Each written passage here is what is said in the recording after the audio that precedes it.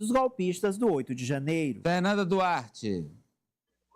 Isso mesmo, Amadeu e amigos. A sabatina do advogado-geral da União, Jorge Messias, começou na Comissão de Constituição e Justiça aqui do Senado, por volta das 10 horas da manhã. Inicialmente, Jorge Messias fez uma breve apresentação ali dele, falou sobre a sua formação, seu nascimento em Pernambuco, também falou sobre a sua ida para Teresina, quando ainda era criança, falou sobre a sua história no Piauí, também sobre sua formação acadêmica, o período em que foi bancário.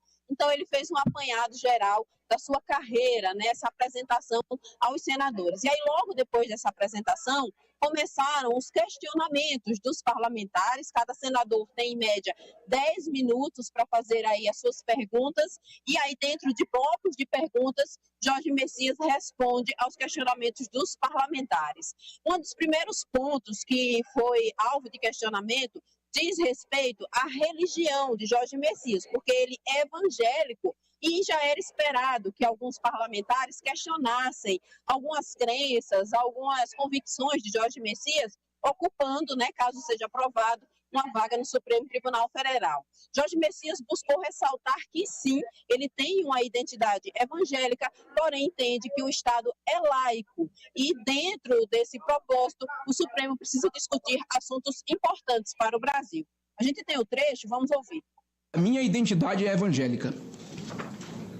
Todavia, eu tenho plena clareza, senador Fabiano Contarato, que o Estado constitucional é laico.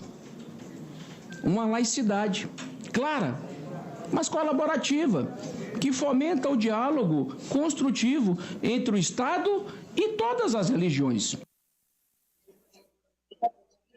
Aí, o Jorge Messias também falou sobre o 8 de janeiro. Esse também foi um dos assuntos levantado inclusive pelo senador Flávio Bolsonaro, que questionou o Jorge Messias em relação às prisões que aconteceram, ao PL da anistia. E nesse ponto, Jorge Messias ele procurou destacar que o 8 de janeiro foi um dos dias mais tristes da história do Brasil e que todas as ações relacionadas a prisões para tentar conter ali o que aconteceu na Praça dos Três Poderes foram dentro da Constituição. A gente também tem este trecho, vamos ouvir. Ia fazer, até porque não tenho competência em matéria penal. Qualquer cidadão pode pedir a prisão preventiva, a prisão em flagrante, quando em flagrante delito. E foi o que fiz. Por que fiz? Porque naquele momento, naquela circunstância, existiam diversas pessoas divulgando nas redes sociais um chamado retomada do poder. As questões individuais serão tratadas e devem ser tratadas de forma individual, conforme preconiza a Constituição. O que eu quero dizer é que no 8 de janeiro eu atuei no estrito cumprimento do meu dever constitucional, na defesa estrita do patrimônio público federal. Jorge Messias, Amadeu, também falou sobre o ativismo judicial. Ele destacou a importância do Supremo Tribunal Federal, a atuação dos juízes em todo o Brasil e a importância de que a sociedade se sinta segura em relação ao que é debatido no Supremo Tribunal Federal. Vamos ouvir. O Supremo deve convencer a sociedade de que dispõe de ferramentas efetivas de transparência e controle. A democracia começa pela ética dos nossos juízes, enfatizou recentemente o ministro Celso de Mello. Juízes constitucionais devem ser farol de uma ética judicial que projete, por seus comportamentos, um modelo de integridade replicável para o conjunto da magistratura nacional. Tenho clareza que a todos os juízes brasileiros, do topo à base, impõem-se regras de integridade, transparência, querido, tudo bem? Discrição, sobriedade, equidistância e liturgia no cargo. Jorge Messias também foi questionado, Amadeu, sobre outros assuntos, sobre a questão do Código de Conduta do Supremo Tribunal Federal. Ele se mostrou favorável, sim, a esse debate. Ele também deu a sua opinião sobre os penduricalhos. Ele disse que existe um único teto constitucional. Sobre o aborto, ele disse que é contra o aborto, mas que é necessário que o judiciário debata sobre esses assuntos, assim como também o legislativo. A sabatina continua, ele segue na CCJ aqui do Senado, já foram registrados 20 votos dos parlamentares, 17 titulares e 3 suplentes já votaram, porém o placar ainda não foi divulgado, porque como a sabatina continua, o resultado final só deve ser divulgado no final da sabatina. Como cada senador tem cerca de 10 minutos de fala, a expectativa é de que a sabatina seja finalizada por volta das 19 horas. Amadeu. A gente tem imagens ao vivo, Nájila, da sabatina. Nesse momento estava falando o senador... está ele aí ainda, o senador Jaime Bagatoli, que é do PL de Rondônia. E está lá fazendo, cada um, como disse a Fernanda, tem 10 minutos para fazer a sua análise e encaminhar perguntas ao sabatinado. Mas agora eu vou à análise aqui, que interessa do Agora Brasil. Então, eu vou dividir por temas. Pode ser assim, meus amigos? Pode? Que bom. Doutor Alessio, eu quero começar com o senhor quando ele fala sobre a laicidade do direito. Quer dizer, ele é evangélico e temente a Deus e tem a fé na vida como um guia, mas, sentado como ministro, vai se orientar pela Constituição.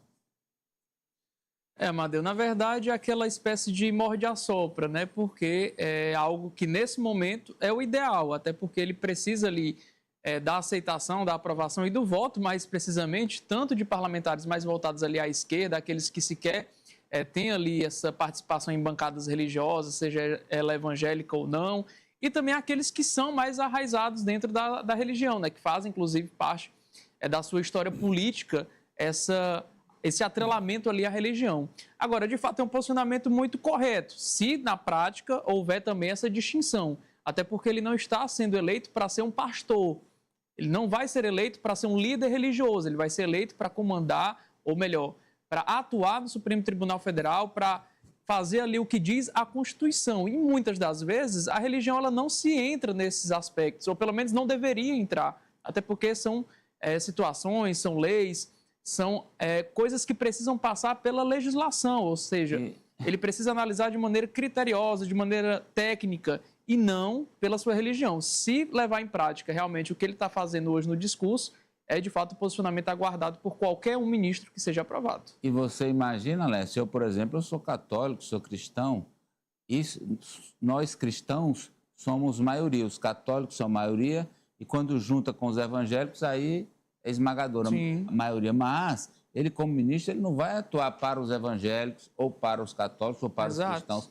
porque há outras vertentes da fé, há aqueles do budismo, há aqueles das religiões de matriz africana, aos espíritas, aos muçulmanos, os que não acreditam, os ateus, os agnósticos, que não é a mesma coisa, uma e outra, e há os que defendem o Alcorão, os muçulmanos, enfim. No Brasil tem todas, né? Todas as vertentes religiosas. Isso, e convivem bem.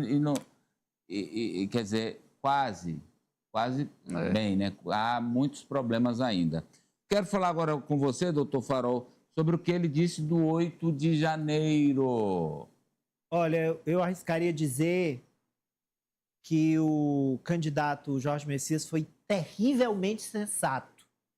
Porque o que ele disse? O que se espera de um futuro ministro da Suprema Corte? Que ele conheça a lei e aplique a lei, sem titubear. Foi isso que ele fez, quer dizer, não como ministro da Suprema Corte, né, como advogado-geral da União. Então, é um conhecedor da lei, e aplicou a lei, não tergiversou. Num cenário de normalidade, ele seria considerado um excelente nome para o STF, mas a gente tem um Senado com um presidente dúbio em relação à aprovação do Jorge Messias, porque o Davi Alcolumbre não comprou essa guerra, mas também não apoiou publicamente até o momento, então esse é um ponto aí a ser considerado. E temos uma extrema-direita ali muito irritada em relação ao STF.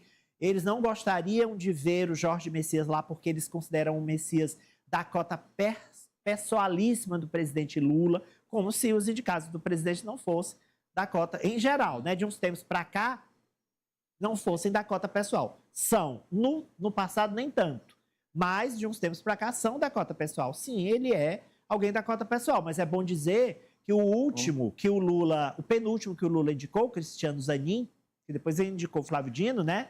Ele já tomou várias decisões lá do Supremo Tribunal Federal que não estão ali par e passo com a ideologia petista ou do próprio presidente Lula. Vamos agora, ativismo judicial, que é outra reclamação. Ele também se manifestou, que é em tese, né, a acusação do judiciário invadir a competência do legislativo ou do executivo, Eliezer? Esse debate ele é sempre intenso e permanente nessa relação entre os poderes. Toda vez que um dos poderes é contrariado pelo outro, surge esse tipo de discurso, especialmente partindo do Congresso Nacional. O Congresso alega que é um poder constituído através do voto, deputados são eleitos, senadores são eleitos, tudo se decide em conjunto, não há monocracia, enquanto que o Supremo muitas vezes age ali decisões partem apenas de um dos integrantes da Suprema Corte, nem todas as decisões vêm de colegiado, eles não foram constituídos pelo voto, e esse discurso não é novo. Esse desentendimento em pautas polêmicas eventualmente surge. Então, Jorge Messias faz bem em assumir um compromisso nesse sentido, de não aparecer como alguém que pretende ser um ativista jurídico, um militante em determinadas oportunidades. Eu fecho com você, Cecília. Olha, Amadeu, todo o discurso dele foi bastante coerente, mas não é nada assim extraordinário. Ele só está falando que, de fato, são as atribuições de uma pessoa pública que está ali na posição que ele ocupa e que deveria ser assim para todos. Então, é bom, mas também não é nada para se engrandecer e achar que é algo muito fora da curva, muito extraordinário. É o papel dele e a gente espera que seja cumprido, né? Apesar de que existem muitas brechas ali, muitos outros que, infelizmente, não têm essa mesma posição. O Ari? Sim. Você sabe que eu posso quebrar a minha cara hoje. Sim. Qual o placar? Não, porque eu fiz uma gravação para os shorts do nosso YouTube falando que ele vai ganhar na CCJ e vai ganhar no plenário. Olha aí, ó. A gravação desse meu comentário, Jorge Messias falava à Comissão de Constituição e Justiça, respondendo aos senadores na sabatina da sua admissão como ministro do Supremo Tribunal Federal. Então lá vai. Previsões. Número 1, ele vai ser, só para ver a hora direitinho, 12h55. Número 1, ele vai ser aprovado na sabatina, na Comissão de Constituição e Justiça. E número 2, na votação hoje à noite, lá no plenário, também ele será aprovado. Eu aposto em 48 votos. Dito isso, eu quero dizer além. O Jorge Messias não é uma vitória do Lula ou do governo Lula. Eu entendo como uma vitória da moderação. Ele é um evangélico, mas que disse, no Supremo, eu, apesar de seguir com fé a... Bem, o vídeo está lá, já está no ar. Você aposta em 48. Eu não tenho como recuar, né? Mas já está... As pessoas já estão vendo, já estão acessando e tal. Está lá no meu Norte News, tá? No Agora Brasil. Agora, eu vou quebrar a cara, Ari? Não, Vou ele fazer vai um bolão aqui, vamos lá. vai fazer, eu acho Ele que aprova ou não aprova e com quantos votos? acho que Vai. aprova, mas eu vou dar outro placar. Vai. 45. 45. Cecília? Acho que aprova também, vou ficar ali nos 40 e Preciso alguma 41. coisa. Não, peraí, 40 e 45 também. 5 junto com Ari. 49. 49. Eliezer? Aprova 46. 46. Seria a menor votação desde 88. Fernanda? Pelo que eu já apurei por aqui, eu vou apostar nos 49. 49. Se a Fernanda disse 49, eu acertei. Ah, eu quero mudar. Se a Fernanda falou Não, agora 49, você não... Não, eu vou com não a vale. Fernanda. Ela tem, E a não Fernanda pode tem mudar. muitas fontes. ela tem conhece informações pra- privilegiadas. não pode vale. mudar mais. Não é acho justo, que o tem que ser Eliezer primeiro andou voto. conversando com Vamos, ela. atenção, agora falar do 6 por 1. Era agora 2 da tarde.